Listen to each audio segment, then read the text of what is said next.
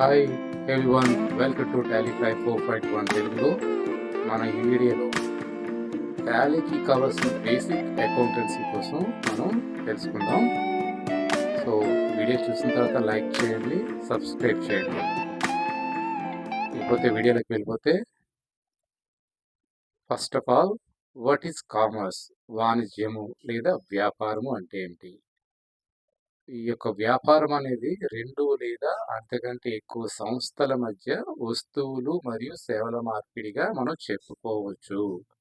ఇది సాధారణంగా ఏంటంటే విలువైన వస్తువులు కొనుగోలు, అమ్మకడం మరియు కొనుగోలు చేయడం అనే ట్రాన్సాక్షన్స్ జరుగుతాయి.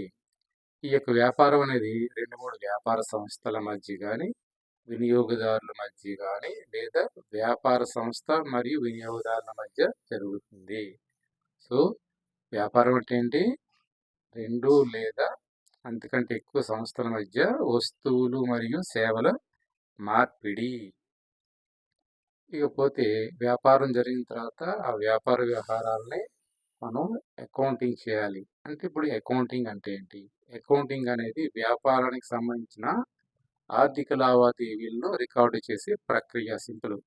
అంటే వ్యాపారానికి సంబంధించిన ఆర్థిక లావాదేవీలు అంటే ఏంటి? కొనుగోళ్ళు, అమ్మకాలు, వసూళ్లు, చెల్లింపులు, ఏంటి ఖర్చులు, నష్టాలు, ఆదాయాలు, లాభాలు, వీటిలన్నిటికీ సంబంధించి మనం రికార్డ్ చేసి ఆ యొక్క రికార్డ్స్ని రిపోర్ట్స్ రూపంలో మనం ప్రొడ్యూస్ చేసి వాటిని విశ్లేషించడం, అదేవిధంగా వాటిని మనం మనకు సంబంధించిన ఇన్కమ్ ట్యాక్స్ డిపార్ట్మెంట్కి కానీ, లేదంటే మన వ్యాపారానికి సంబంధించిన పార్ట్నర్స్కి లేదా షేర్ హోల్డర్స్కి పంపించడం అనేది జరుగుతుంది అన్నమాట.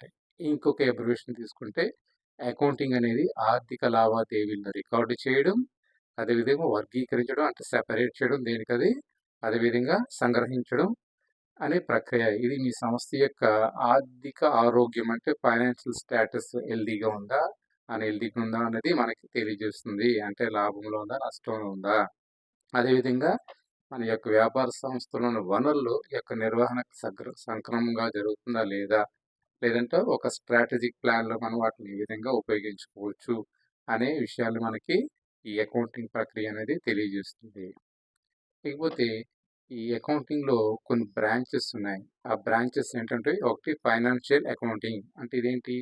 ఫైనాన్షియల్ స్టాటస్ రిపోర్ట్స్ని ప్రొడ్యూస్ చేస్తుంది. మేనేజ్మెంట్ అకౌంటింగ్, అదేవిధంగా cost accounting, tax accounting, forensic accounting, fiduciary accounting, auditing, international accounting, public accounting, government accounting, fund accounting. ఇవన్నీ కూడా ఏంటంటే ఇన్ని రకాలైన అకౌంటింగ్ బ్రాంచెస్ ఉన్నాయి. ఇవన్నీ కూడా మనం ఫర్దర్గా మన డెవలప్మెంట్ అయినప్పుడు ఒక్కొక్క ఇండివిజువల్ బ్రాంచ్కి కూడా మనం అకౌంటెంట్గా కూడా మనం చేయొచ్చు. అందువల్ల ఏంటంటే మనకి ఇంట్రెస్ట్ ఉన్న బ్రాంచ్లో మనం ఎంచుకొని దాంట్లో డెవలప్ అవ్వచ్చు.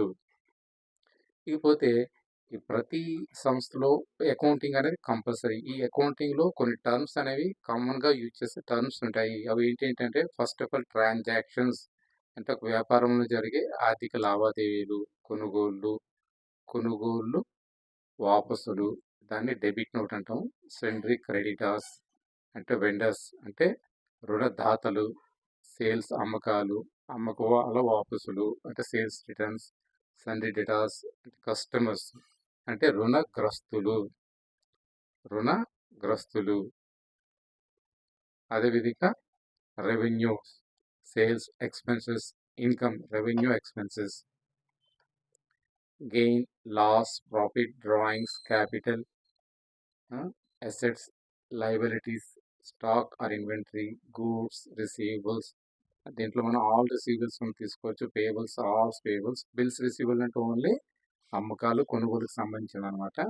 అంటే మనం బిల్స్ రిసీవబుల్స్ అంటే అమ్మకాలకు సంబంధించిన రిసీవబుల్స్, బిల్స్ పేబుల్స్ అంటే కొనుగోలుకు సంబంధించిన పేబుల్స్. అదే sundry debtors, sundry creditors, cost, voucher, డిస్కౌంట్స్లో మన ట్రేడ్ డిస్కౌంట్, క్యాష్ డిస్కౌంట్, ఇటువంటి పదాలన్నీ కూడా మనం ఈ అకౌంటింగ్లో వింటాము. వీటిలన్నిటికీ కూడా మీరు ఏం చేయాలంటే ఈ టెక్స్ట్ బుక్స్ డౌన్లోడ్ చేసుకోండి.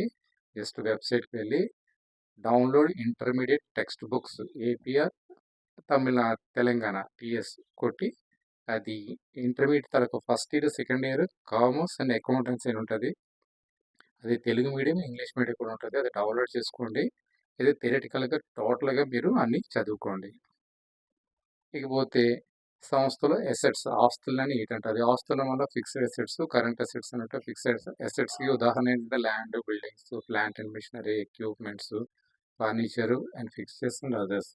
మళ్ళా వీటిల్నే మళ్ళీ టాంజిబుల్, ఇంటాంజిబుల్ అని కూడా బైఫర్కేట్ చేయడం జరిగింది. టాంజిబుల్ అంటే మనం కళ్ళతో చూడగలిగేవి, చేతితో తాకగలిగేవి ఉదాహరణకి ల్యాండ్, బిల్డింగ్స్. ఇంటాంజిబుల్ అంటే గుడ్ విల్, పేటెంట్స్ అవి మనం చూడలేం కానీ ఆటిల్ని ఆస్తుల కింద పరిగణిస్తారు. అదేవిధంగా current assets cash, bank, datas, inventories, loans and advances వీటిలో అన్నిటికి ప్రతిదానికి కూడా ఒక మీనింగ్ ఉంది. ఇవన్నీ కూడా మనం ఒకే వీడియోలో ఇవన్నీ చెప్పలేము.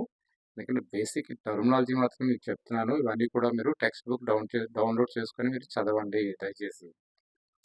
ఇకపోతే అప్పులు అంటే ఏంటండి? సంస్థకి క్యాపిటల్ అనేది అప్పు అవుతుంది. అదేవిధంగా రిజర్వ్స్ అండ్ సర్ప్లసెస్ కూడా అప్పులు అవుతాయి. ఈ రిజర్వ్స్ అండ్ సర్ప్లసెస్‌లో capital reserve, general reserve, balance of profit and loss account ఇవన్నీ కూడా అప్పులు అవుతాయి. అదేవిధంగా ఆహ్, ఈ లయబిలిటీస్‌లో తీసుకుంటే secured loans, unsecured loans, creditors, provisions, others అన్నమాట. ఇవన్నీ కూడా అప్పుల కింద వస్తాయి. వీటిలన్నిటిలో కూడా నేను ఫార్మాట్ ఇవ్వడం జరుగుతుంది. అంటే వీటిల్ని ఆస్తులంటారు, వీటి అప్పులంటారు అవి కూడా మనం తెలుసుకోవాలి. ఇకపోతే సంస్థకి ఆదాయాలు, revenues, incomes and expenses and losses. So, వీటిలి అంటే ఎగ్జాంపుల్‌గా చెప్పే రెవెన్యూస్ అంటే సేల్స్ ద్వారా వచ్చే రెవెన్యూ, అదర్ ఇన్కమ్స్. ఎక్స్‌పెన్సెస్ అంటే material consumed, salary and wages, manufacturing expenses, అదే depreciation, administration expenses. For example చెప్తాను. ఇంకా చాలా ఉంటాయి. వాటిలో అన్నిట్లో మనం మెన్షన్ చేయలేదు. సో, మనకేంటంటే ఇక్కడ మనకి కొన్ని ఆస్తులు, అప్పులుంటాయి, ఆదాయాలు, ఖర్చులుంటాయి. ఇది గుర్తుపెట్టుకోండి. ఇకపోతే మనం చెప్పుకున్నాం. ప్రతి వ్యాపార సంస్థలో జరిగే ప్రతి వ్యాపార వ్యవహారాలను మనం అకౌంటింగ్ రూపంలో చేయాలని. అకౌంటింగ్ చేయడానికి 2 పద్ధతులు అమల్లో ఉండేవి. అదేంటంటే ఒకటి సింగిల్ ఎంట్రీ సిస్టమ్, రెండోది double entry system. First single entry system అమల్లో ఉండేది. ఈ సిస్టమ్‌లో ఏంటంటే only cash book, personal accounts మాత్రమే ఎంటర్ చేస్తారు. ఇది చాలా చిన్న తరహా బిజినెసెస్‌లో యూజ్ చేస్తున్నారు. ఇప్పటికి కూడా ఇది పాత తరహా పద్ధతి. అయితే ఇప్పుడు కొత్తగా ఏంటంటే డబుల్ ఎంట్రీ సిస్టమ్ అనేది ఎంటర్ అయింది. ఈ డబుల్ ఎంట్రీ సిస్టమ్ అనేది ఏంటంటే ఒక ఈ సిస్టమ్‌లో in this system one account is to be debited and another account is to be credited with equal amount. అంటే దీనికేంటంటే ఒక అకౌంట్‌కి డెబిట్ చేస్తాము. ఫర్ ఎగ్జాంపుల్ ఒక అకౌంట్‌కి రూ. 1000తో డెబిట్ చేస్తే ఇంకో అకౌంట్‌కి రూ. 1000తో క్రెడిట్ చేయాలి ఈక్వల్ అమౌంట్‌తో. సో, మనకి ఈ యొక్క డబుల్ ఎంట్రీ సిస్టమ్ అనేది ఇప్పుడు అంతా కూడా పారదర్శకంగా ఉంటుంది. అన్ని ప్రపంచ వ్యాప్తంగా ఇదే వాడటం జరుగుతుంది. కాబట్టి మనకి డబుల్ ఎంట్రీ సిస్టమ్ అనేది మనకి ఒక మధ్య తరహా, చిన్న తరహా వ్యాపార సంస్థలకి ఇది చాలా పెద్ద సంస్థలకి కూడా అన్నిట్లకి కూడా డబుల్ ఎంట్రీ సిస్టమే ఇంపార్టెంటు. ఇకపోతే క్లాసిఫికేషన్ ఆఫ్ అకౌంట్స్. మనం ఈ అకౌంట్స్‌ని తీసుకోవాలి. అంటే ఒక సంస్థలోనే మన అకౌంట్స్ వేయాలి. వేయాలన్నప్పుడు దీంట్లో కొంతమంది పర్సన్స్ ఉంటారు. అంటే వ్యక్తుల పేర్ల మీద వ్యాపారం చేస్తా అంటే వ్యాపారాలు చేసినప్పుడు దాన్ని పర్సనల్ అకౌంట్స్‌లో పర్సనల్ అకౌంట్స్ ఉంటాయి. ఫర్ ఎగ్జాంపుల్ రమేష్, సురేష్ అని ఒక ఇద్దరు వ్యక్తులు ఉన్నారు. వాళ్ళు అదే పేరు మీద వ్యాపారం చేస్తున్నారు. లేకపోతే వాళ్ళ పేరు మీద కొనుగోలు, అమ్మకాలు జరిగినప్పుడు వాళ్ళ పేర్లు మాత్రం మెన్షన్ చేయడం జరుగుతుంది. అలా కాకుండా ఒక సంస్థకి ఒక పేరు మెన్షన్ చేసి ఆ వ్యాపారికి ఆ సంస్థ మీద వ్యాపారం జరిపితే దాన్ని ఆర్టిఫిషియల్ పర్సనల్ అకౌంట్స్ అంటారు. For example XYZ and co and State Bank of India like that. అదేవిధంగా రీప్రజెంటేటివ్ పర్సనల్ అకౌంట్స్ అంటే అవుట్ స్టాండింగ్ ఎక్స్‌పెన్సెస్ గానీ, ప్రీపెయిడ్ ఎక్స్‌పెన్సెస్ అకౌంట్ గానీ, income received in advance accounts గానీ ఇవన్నీ కూడా రిప్రజెంటేటివ్ పర్సనల్ అకౌంట్స్ కిందకొస్తాయి. కాకపోతే ఇంపర్సనల్ అకౌంట్స్ దీంట్లో రియల్ అకౌంట్, నామినల్ అకౌంట్. మళ్ళా రియల్ అకౌంట్‌లో tangible real account, intangible real account అంటే ఆస్తి ఖాతా అన్నమాట ఇది. ఇది నామినల్ అకౌంట్ అంటే నామమాత్రపు ఖాతా. ఇది లాభ నష్టాల ఖాతా. దీంట్లో ఏంటంటే expenses and losses, income and gains అనేవి మనం దీంట్లో వేయడం జరుగుతుంది. ఉదాహరణకి stationery purchases, interest received, sales. So, ఇది ఈ క్లాసిఫికేషన్ ఆఫ్ అకౌంట్స్. అంటే ఇక్కడ మనం వ్యాపారంతో ప్రారంభం చేసి ఫస్ట్ ఏంటి వ్యాపారం అంటే ఏంటో తెలుసుకున్నాం. అకౌంటింగ్ అంటే ఏంటో తెలుసుకున్నాం. ఈ అకౌంటింగ్‌లో ఎన్ని బ్రాంచ్‌లు ఉంటాయో తెలుసుకున్నాము. ఈ అకౌంటింగ్‌లో సాధారణంగా ఉపయోగించే కొన్ని టర్మినాలజీ కోసం మనం తెలుసుకున్నాం. అదేవిధంగా ఒక సంస్థలోని ఆస్తులేంటి, అప్పులేంటి, అదేవిధంగా ఆదాయాలేంటి, ఖర్చులేంటి అనే విషయాన్ని కోసం తెలుసుకున్నాం. ఇకపోతే అకౌంటింగ్ అనేది 2 విధాలుగా ఉపయోగిస్తారు. సిస్టమ్స్ ఉన్నాయని. అది ఒకటి సింగిల్ ఎంట్రీ సిస్టమ్, రెండోది డబుల్ ఎంట్రీ సిస్టమ్ అని మనం చెప్పుకున్నాం.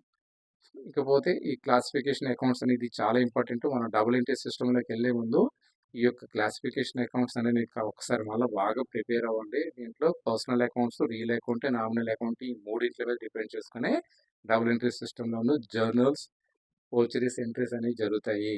సో జనరల్ ఓచరీ ఎంట్రీ అనేది మన టాలీలో ఇంపార్టెంట్. అది చేస్తే చాలు మిగతా అకౌంట్స్ అన్ని కూడా టాలీ మనకి అప్డేట్ చేస్తుంది. So thank you very much for watching my video. So next వీడియోలోను డబుల్ ఎంట్రీ సిస్టమ్ కోసం నేను మీకు ఎక్స్ప్లెయిన్ చేయడం జరుగుతుంది. మర్చిపోవద్దు, లైక్ చేయండి, సబ్స్క్రైబ్ చేయండి. Thank you very much.